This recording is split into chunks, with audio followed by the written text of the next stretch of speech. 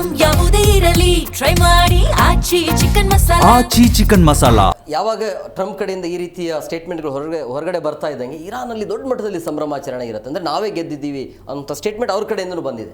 ಅಂದರೆ ಇರಾನ್ ಗೆದ್ದಂಗ, ಇಲ್ಲಿ ಅಮೆರಿಕ ಸೋತಂಗ ಅಥವಾ ಒಂದು ದೊಡ್ಡ ರಾಷ್ಟ್ರ ಆಗಿ ಪದೇ ಪದೇ ಕಳೆದ ಒಂದು 40 ದಿವಸದಿಂದನೂ ಬರೀ ವಾರ್ನಿಂಗೇ ಕೊಡ್ತಾ ಇದ್ರಿ. ಬಟ್ ಇರಾನ್ ಯಾವುದಕ್ಕೂ ಒಪ್ಕೊಳ್ಳಿಲ್ಲ. ನೇರವಾಗಿ ಹೇಳೋರು, ಅವ್ರು ಹೇಳಿದ ತಕ್ಷಣ ನೋಡಿ ಟ್ರಂಪ್ ನೀವು ಮಾಡ್ತಾ ಇರೋದು ತಪ್ಪಿದೆ, ಸರಿನಾ, ನೀವು ಆದರೆ ಹಿಂಗಲ್ಲ ಅದು, ನಾವು ಇದಕ್ಕೆ ಒಪ್ಪಿಗೆ ಕೊಟ್ಟಿಲ್ಲ, ನಾವು ಸೀಸ್ ಫೈರ್ಗೆ ಒಪ್ಕೊಂಡಿಲ್ಲ ಅಂತ ಇಮಿಡಿಯೇಟ್ ಹೇಳೋರು. ಇಮಿಡಿಯೇಟ್ ಹೇಳೋದ್ರ ಜೊತೆಗೆ ಅವರು ಕಾರಣನೂ ಕೊಡೋರು. ಈಗ ಮಾರ್ಕೆಟು ಏನಂತಾರೆ, ಅಮೆರಿಕ ಡೌ ಜೋನ್ಸು ನ್ಯಾಸ್ಡ್ಯಾಕ್ ಸ್ಟಾರ್ಟ್ ಆಗುತ್ತೆ. ಸೊ ಈ ಟೈಮಲ್ಲಿ ಟ್ರಂಪ್ ಟ್ವೀಟ್ ಮಾಡ್ತಾರೆ. ಯಾಕಂದ್ರೆ ಅಲ್ಲಿ ಅವರು Trump is known for trading. Trump ದುಡ್ಡು ಮಾಡೋದು ಹೆಂಗೆ, ಟ್ರಂಪ್ಗೆ ಇರೋದು ಎರಡೇ ಚಟ. ಒಂದು, ಜನ ಟ್ರಂಪ್ ಅಂತಿರಬೇಕು, ದುಡ್ಡು ಮಾಡಬೇಕು. ಸೊ ಈಗ ಟ್ರಂಪ್ ಹತ್ರ ದುಡ್ಡು ಇಲ್ಲ, ಯಾಕಂತಂದರೆ ಟ್ರಂಪ್ನ ಯಾರೂ ನಂಬ್ತಿಲ್ಲ. ಎರಡನೇದು, ತಮ್ಮ ಏನು ಪ್ರಖ್ಯಾತಿ ಏನಿತ್ತು ಅದು ಕುಖ್ಯಾತಿಗೆ ಇಳಿತಾ ಇದೆ. ಟ್ರಂಪ್ನ ಪದಚ್ಯುತಿಗೊಳಿಸ್ಬೇಕು ಅಂತ ಹೇಳ್ಬಿಟ್ಟು ಆಲ್ರೆಡಿ ಅಲ್ಲಿ ಮಾತುಕತೆ ನಡೀತಾ ಇದೆ. ಆಮೇಲೆ ಅವ್ರ ಪಕ್ಷದಲ್ಲಿ ಇರೋವಂಥವ್ರೆ. ಈಗ ಟ್ರಂಪ್ ಏನಂದ್ರೆ ನಿಮಗೆ ಮೊದಲಿಂದ ಹೇಳ್ಕೊಂಬರ್ತೀನಿ, ನಾನು ರೆಸ್ಯೂಮೆ ಚೇಂಜ್ ಮಾಡ್ತೀನಿ ಅಂತ ಹೇಳಿದ್ರು. ಬಟ್ ಆಗಿದ್ದೇನು, ಅವರ ಇದ್ದಂಥ ಸೇನಾ ಮುಖ್ಯಸ್ಥರುಗಳನ್ನೇ ಚೇಂಜ್ ಮಾಡಿದ್ರು ಅವರು. ಈಗ ಗೆದ್ದಿದ್ಯಾರು? ಇರಾನು. ಆಮೇಲೆ ಏನಂತಂದ್ರು, ಸ್ಟ್ರೇಟ್ ಆಫ್ ಹಾರ್ಮೋಸಲ್ಲಿ ಇವ್ರು ಯಾವುದೇ ರೀತಿ ಏನು ನಿರ್ಬಂಧ ಏರ್ತಿರಲಿಲ್ಲ, ಮತ್ತು ಅವ್ರ ಹತ್ರ ದುಡ್ಡು ವಸೂಲಿ ಮಾಡ್ತಾ ಇರಲಿಲ್ಲ ಯಾರು, ಇರಾನವರು. ಈಗ ಕ್ಲಿಯರಾಗಿ ಹೇಳ್ತಾ ಇದ್ದಾರೆ, ನಾವು $2 ಮಿಲಿಯನ್ ಪ್ರತಿ ಒಂದು ವೆಸರ್ಗೆ ತೊಗೋತೀವಿ, ಹೋಗುವಂಥ ಗಾಡಿಗೆ ತೊಗೋತೀವಿ ಅಂತ ಹೇಳ್ಬಿಟ್ಟು. ಅಂದರೆ ಈ ಇಂಡೈರೆಕ್ಟಾಗಿ ಏನಾಯಿತು, ಇರಾನ್ಗೆ ನೀವು ಪರ್ಮಿಷನ್ ಕೊಟ್ಟರೆ. ಆಮೇಲೆ ಇವರೇ ಹಾಕಿದಂಥ ಸ್ಯಾಂಕ್ಷನ್ನು, ಯಾರು, ಅಮೇರಿಕಾ ಟ್ರಂಪ್ ಬಂದಾಗ ಹಾಕಿದಂಥ ಸ್ಯಾಂಕ್ಷನ್ನು. ಈಗ ಟ್ರಂಪ್ ಅದನ್ನ ನಾವಿಲ್ಲ, ನಿಮ್ಮ ಬಗ್ಗೆ ಯಾವುದೇ ಪ್ರತಿಬಂಧ ನಾವು ಏರ್ತಾ ಇಲ್ಲ, ನೀವು ಆಯಿಲ್ ಮಾರ್ಬೋದು ಅಂತಾರೆ, ಅಲ್ಲಿ ರಷ್ಯಾಗೂ ನೀವು ಮಾರ್ಬೋದು ಅಂತಾರೆ. ಏನು ಹೇಳ್ತಾ ಇದ್ದಾರೆ ಟ್ರಂಪು? ಎಲ್ಲನೂ ಏನಂತಂದರೆ ಒಂಥರ ಈ ವಾರ್ ನೋಡ್ತಾ ಇದ್ದರೆ ಇರಾನ್ಗೆ ಪ್ಲಸ್ ಆಗಿದೆ, ಅವ್ರಿಗೆ ಡ್ಯಾಮೇಜ್ ಆಗಿರ್ಬೋದು, ಇಲ್ಲ ಅಂತ ಹೇಳೋಲ್ಲ, ಇನ್ಫ್ರಾಸ್ಟ್ರಕ್ಚರ್ ಡ್ಯಾಮೇಜ್ ಆಗಿದೆ ಇಲ್ಲ ಅಂತಲ್ಲ. ಒಂದು ಭಯ ಹುಡ್ಸಿದೆ ಇರಾನು. UAE ಅಥವಾ ಸೌದಿಗಾಗಿರ್ಬೋದು, ನಾವೇ ಕಿಂಗು, ನಮ್ಮ ಕಡೆ ದುಡ್ಡಿದೆ, ಏನು ಬೇಕಾದರೂ ಮಾಡ್ತೀನಿ ಅನ್ನೋ ಒಂದು ಪೊಗರಲ್ಲಿದ್ದರು. ಅವ್ರಿಗೊಂದು ಏಟ್ ಕೊಟ್ಟಿದೆ. ಕತಾರ್ ಆಗಿರ್ಬೋದು, ಕತಾರಿಗೆ ಒಂದು 3-4 ವರ್ಷ ಬೇಕು ಅವ್ರನ್ನ ಮತ್ತೆ ಮೊದಲಿನಂಗೆ ಸುಧಾರಿಸ್ಕೊಳ್ಳೋಕ್ಕೆ. ಎಲ್ಲರೂ ಸೇಮ್ ಇದ್ದಾರೆ. ಈ ಒಂದು ಗ್ಯಾಪಲ್ಲಿ ಏನಂತಂದರೆ, ಮಿಡಲ್ ಈಸ್ಟಲ್ಲಿ ಅತ್ಯಂತ ಸ್ಟ್ರಾಂಗ್ ದೇಶ ಅಂದರೆ ಟರ್ಕಿ, ಸೌದಿ, ಆಮೇಲೆ ಇರಾನು. ಟರ್ಕಿ ಇರಾನ್ ಜೊತೆ ನಿಂತಿದೆ. ಯಾಕಂತಂದರೆ ಈ ವಾರಲ್ಲಿ ಒಂದು 2-3 ಮಿಸ್ಪ್ಲೇಸ್ ಆಯಿತು. ಏನಂತಂದರೆ, ಬಾಂಬ್ ಹಾಕಿದ್ದೇ ಯಾರು, ಟರ್ಕಿ ಮೇಲೆ ಹಾಕ್ಬಿಟ್ಟು ಇರಾನ್ ಹಾಕಿದ್ರು ಅಂತ ಹೇಳಿದ್ರು. ಅದಕ್ಕೆ ಇರಾನವ್ರು ಹೇಳಿದ್ರು, ಇಲ್ಲ ನಾವು ಹಾಕಿಲ್ಲ, ಇದ್ರ ತನಿಖೆ ಆಗಲಿ, ನಾವು ನಿಮ್ಮ ಜೊತೆ ಕೊಡ್ತೀವಿ, ಜೊತೆಗೆ ನಿಂತ್ಕೋತೀವಿ ಅಂತ. ಇಮಿಡಿಯೇಟ್ ಟರ್ಕಿ ಹೇಳ್ತು, ನಾವು ಇರಾನ್ ಜೊತೆ ಇರ್ತೀವಿ ಅಂತ. ಸೊ ಏನಂತಂದರೆ ಇರಾನು ಎಲ್ಲನೂ ಏನಂತಂದರೆ ತನ್ನ ಟ್ರಾನ್ಸ್ಪರೆನ್ಸಿ ಮತ್ತು ಸತ್ಯದಿಂದ ಗೆಲ್ತಾ ಐತೆ. ಒಂದು, ಇರಾನಿಗೆ ಏನಂತಂದರೆ ಚೈನಾ ಸಪೋರ್ಟ್ ಮಾಡ್ತಾಯಿದೆ, ರಷ್ಯಾ ಸಪೋರ್ಟ್ ಮಾಡಿ, ನೋ ಡೌಟ್. ಚೈನಾ ಯಾಕೆ ಸಪೋರ್ಟ್ ಮಾಡ್ತಾಯಿದೆ, ರಷ್ಯಾ ಯಾಕೆ ಸಪೋರ್ಟ್ ಮಾಡ್ತಾಯಿದೆ ಅಂತಂದರೆ, ರಷ್ಯಾದೊಂದು ಪಾಲಿಸಿ ಇದೆ, hide your strength, ಬೈಡ್ your time ಅಂತ ಹೇಳ್ಬಿಟ್ಟು. ಸೊ ರಷ್ಯಾ ಏನಂತಂದರೆ ಏನೂ ಇನ್ವೆಸ್ಟ್ ಮಾಡ್ತಿಲ್ಲ, ಒಬ್ಬ ಆರ್ಮಿನೂ ಕೆಳಗಿಳಿಸ್ತಾ ಇಲ್ಲ ಗ್ರೌಂಡ್ ಮೇಲೆ. ಆದರೆ ಅಮೇರಿಕಾ ವೀಕ್ನೆಸ್ ಏನಂತ ತಿಳ್ಕೊತಾ ಇದೆ, ಅದು ಟೆಸ್ಟ್ ಮಾಡ್ತಾ ಇದೆ. ಅಮೇರಿಕಾ ಹೇಳ್ತೈತೆ, ನಾನು F-35 ಜಗತ್ತಿನಲ್ಲಿ ಯಾರೂ ಹೊಡೆಯೋಕ್ಕೆ ಸಾಧ್ಯ ಇಲ್ಲ, ಕಣ್ಣಿಗೆ ಕಾಣಿಸಲ್ಲ ಅಂತ ಒಡೆದು ತೋರಿಸ್ತಾರೆ. ಇರಾನ್ ಹೇಳಿದ್ರೆ, ನಾನು ಯಾವುದೋ ಒಂದು ಗುಜ್ರಿ ಇದರ ಮಿಸೈಲಲ್ಲಿ ಹೊಡೆದು ಬಿಸಾಕಿದ್ದೀನಿ ಅಂತ. ಇದರಿಂದ ಏನಾಯಿತು ಅಂತಂದರೆ, ಅದನ್ನ ಯಾರ್ಯಾರು ಬುಕ್ ಮಾಡಿದ್ರು ಅದನ್ನ 2,000 ಕೋಟಿಗಿಂತ ಜಾಸ್ತಿ ತೊಗೋತಾ ಇಲ್ಲ. ಈಗ ಅವರೆಲ್ಲ ಬುಕ್ಕಿಂಗ್ ಕ್ಯಾನ್ಸಲ್ ಆಗ್ತದೆ. ಎಲ್ಲರೂ ಏನಂದ್ರೆ ರಷ್ಯಾ, ಚೈನಾ, ಫ್ರಾನ್ಸ್ಗೆ ಹೋಗ್ತಾ ಇದ್ದಾರೆ. ಅಂದರೆ ಅಮೇರಿಕಾ ಆರ್ಥಿಕವಾಗಿ ಕುಗ್ತಾ ಇದೆ. ಅಮೇರಿಕಾದ ಪ್ರತಿಯೊಂದು ಏನು ಫೈಟರ್ ಜೆಟ್ಟು ಅದೇನು ತನ್ನ ಹೆಮ್ಮೆ ಅಂತ ಬೀಗ್ತಾ ಇತ್ತು. ಅಮೇರಿಕಾ ಏನಂತಂದರೆ, ಈ ಟಾಪ್ ಗನ್ ಮ್ಯಾವರಿಕ್ ಈ ಥರ ಮೂವಿ ತೋರಿಸ್ತೀವಲ್ಲ, ಅಲ್ಲೆಲ್ಲ ಅಮೇರಿಕನ ತುಂಬ ವೈಭವದಿಂದ ತೋರಿಸ್ಬಿಡ್ತಾರೆ.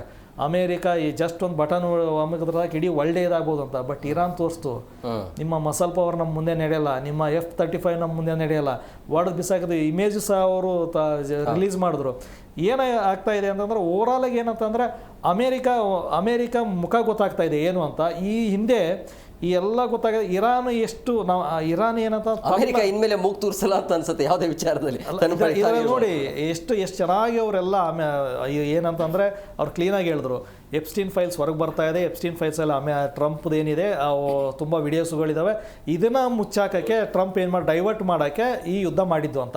ಇಸ್ರೇಲ್ಗೆ ಬೇಕಾಗಿತ್ತು, ಇಸ್ರೇಲ್ ಮಾಡ್ತಾನೆ ಇದ್ರು, ಅದ್ರ ಜೊತೆಗೆ ಇವ್ರನ್ನ ಆ್ಯಡ್ ಆನ್ ಆಗಿ ಸೇರಿಸ್ಕೊಂಡ್ರು. ಯಾಕಂದರೆ ಟ್ರಂಪ್ಗೆ ತನ್ನ ಜನಪ್ರಿಯತೆ ಕುಗ್ಬಾರ್ದು ಅಂತ ಯುದ್ಧಕ್ಕೆ ಬಂದಾಗ ಏನಾಯ್ತು, ಈ ಯುದ್ಧದಲ್ಲಿ ಕೆಲವು ವಿಷಯಗಳು ಹೊರಗೆ ಬಂದವು. ಏನಂತಂದ್ರೆ, ಟ್ರಂಪ್ ಹೇಳ್ತಾನೆ, ಟ್ರಂಪ್ ಹೇಳೋದೇನಂದ್ರೆ, ನಾನು ಭಾರತದ ಫ್ರೆಂಡು, ಮೋದಿ ಮೇರ ದೋಸ್ತ್ ಅಂತ ಹೇಳ್ತಾರೆ.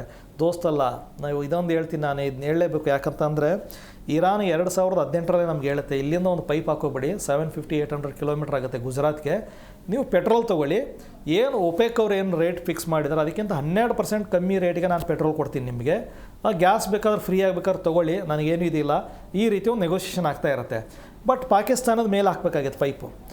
ಆ ಪೈಪ್ನ ಎಳಿಬೇಕಾದ್ರೆ ಅವಾಗ ಹೇಳ್ತಾರೆ ಅವ್ರು ಇಲ್ಲ ನಾನು ಪಾಕಿಸ್ತಾನ ಒಪ್ಪಿಸ್ತೀನಿ ನೀವು ಹಾಕೊಳ್ಳಿ, ಪಾಕಿಸ್ತಾನ ಒಪ್ಪಿಸ್ತಾರೆ.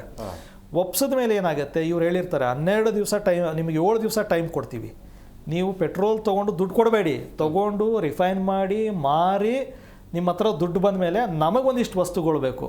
ಅಂದರೆ ಅವ್ರಿಗೆ ಏನಂತ ಅಂದರೆ ಪಾಕಿಸ್ತಾನದವ್ರಿಗೆ ತರಕಾರಿ ಬೇಕು, ಫ್ರೂಟ್ಸ್ ಬೇಕು, ಮೊಟ್ಟೆ ಬೇಕು, ಚಿಕನ್ನು, ಇವೆಲ್ಲ ಮಾಂಸ ಏನಿದೆ ಅದೆಲ್ಲ ಅವ್ರಿಗೆ ಬೇಕು. ಆಮೇಲೆ ಬಾಸ್ಮತಿ ರೈಸ್ ಬೇಕು ಇಂಡಿಯಾದವ್ರಿಗೆ.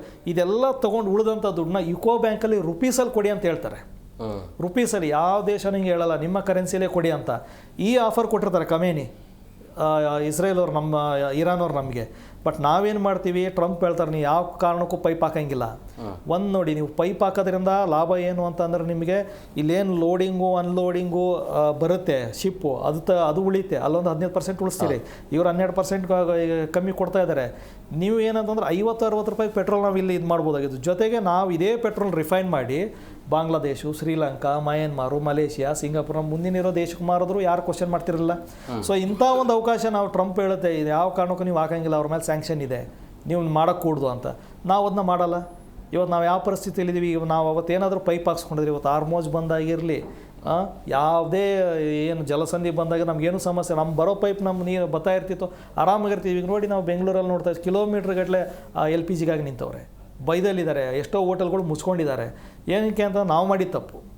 ಯಾವತ್ತೂ ಏನಂತ ಅಂತಂದರೆ ನಾವುಗಳು ನಮ್ಮ ವಿವೇಚನೆಯಿಂದ ಯೋಚನೆ ಮಾಡಬೇಕು, ನನಗೆ ಇದರಿಂದ ಏನು ಲಾಭ ಆಗುತ್ತೆ ಅಂತ. ಈ ಒಂದು ವಿಷಯಕ್ಕೆ ಸಹ ನೋಡಿದ್ರೆ ಪಾಕಿಸ್ತಾನ ಅಂಥ ಯೂಸ್ ತುಂಬ ತೊಗೊಳುತ್ತೆ, ಅಮೇರಿಕದ ಹತ್ರ ಲಾಭ ತೊಗೊಳುತ್ತೆ, ಚೈನಾದ ಹತ್ರದಿಂದನೂ ತೊಗೊಳುತ್ತೆ. ಬಟ್ ನಾವು ಇದರಲ್ಲೆಲ್ಲೋ ಈ ಒಂದು ಒತ್ತಡಕ್ಕೆ ಮಣಿಬಾರ್ದಾಗಿತ್ತು. ಎಸ್, ಟ್ರಂಪ್ ಯಾವಾಗಲೂ ಮಾಡೋದೇನಂತಂದ್ರೆ ಅಮೇರಿಕ ತನ್ನ ಉತ್ಪನ್ನಗಳನ್ನ ಮಾರೋಕ್ಕೆ ಇಂಡಿಯಾ ಬೇಕು ಅವ್ರಿಗೆ. ಯಾಕಂದ್ರೆ ಅತಿ ಹೆಚ್ಚು ಮಿಡಲ್ ಫ್ಯಾಮಿಲಿ ಇರೋದು ನಮ್ಮಲ್ಲಿ ಮಿಡಲ್ ಕ್ಲಾಸ್ ಫ್ಯಾಮಿಲಿ ಇರೋದು. ಹಾಗಾಗಿ ಭಾರತದ ಮೇಲೆ ಅವ್ರು ಯುದ್ಧ ಮಾಡಲ್ಲ. ಭಾರತ ಹೇಳ್ದಂಗೆ ಕೇಳಬೇಕು. ಅವರು ಏನಿರ್ಬೋದು, ಆ್ಯಪಲ್ ಫೋನ್ ಆಗಿರ್ಬೋದು, ಕೋಕೋಕೋಲಾ ಇರ್ಬೋದು, ಪೆಪ್ಸಿ ಇರ್ಬೋದು, ಅಡೋಬಿ, ಆಮೇಲೆ ನಾವು ಬಳಸುವಂಥ ಫೇಸ್ಬುಕ್ಕು, ವಾಟ್ಸಪ್ಪು, ಮೆಟಾ, ಏನೇನು ಹೇಳ್ತಾ ಇದ್ದೀವಲ್ಲ, ಯೂಟ್ಯೂಬ್, ಗೂಗಲ್ ಎಲ್ಲ ಅಮೇರಿಕದ್ದು. ಅಮೇರಿಕಕ್ಕೆ ದುಡ್ಡು ನಾವು ಕೊಡ್ತಾ ಇದ್ದೀವಿ, ನಾವು ಅವ್ರ ಬಿಸ್ನೆಸ್ನ ನಡೆಸ್ತಾ ಇದ್ದೀವಿ. ನಾವು ಈಗ ಚೈನಾ ಹಿಂಗೆ ಬ್ಯಾನ್ ಮಾಡಿದೆ, ನಾವೇನಾದರೂ ಬ್ಯಾನ್ ಮಾಡಿಬಿಟ್ರೆ, ಚೈನಾ ಐಫೋನ್ ಬಿಟ್ಟು ಬೇರೆ ಯಾವುದೋ ಅಮೇರಿಕದಿಂದ ತೊಗೊಳ್ಳಿ, ನಾವೇನಾದರೂ ಬ್ಯಾನ್ ಮಾಡಿದ್ರೆ ನಮ್ಮ ಇಡೀ ಜಗತ್ತಿನಲ್ಲಿ ಇರೋವಂಥ 45% ಜನಸಂಖ್ಯೆನೇ ಅವ್ರ ಹತ್ರ ಇಲ್ಲ ಅಂದ್ರೆ ಯಾವ ಬಿಸ್ನೆಸ್ ಮಾಡಿದ್ರೆ ಏನು ಸಕ್ಸಸ್ ಆಗ್ತಾರೆ ಅವರು. ಸೊ ಈ ಅಮೇರಿಕೆಗೆ ಒಂದು ಭಯ ಇರೋ, ಚೈನಾ ಕಳ್ಕೊಬಿಟ್ಟಿದ್ದೀವಿ, ಇಂಡಿಯಾನ ಇಟ್ಕೋಬೇಕು. ಬಟ್ ಇಂಡಿಯಾ ಏನಂತಂದ್ರೆ ನಮಗೆ ಟ್ರೇಡಿಗೆ ಬೇಕು, ನಾವೇನು ಡಂಪ್ ಮಾಡ್ತೀವಿ ಅದು ತೊಗೋಬೇಕು, ಆ ಲೆಕ್ಕಕ್ಕೆ ಇಟ್ಕೊಂಡಿದ್ದಾರೆ ನಮ್ಮಷ್ಟೇ.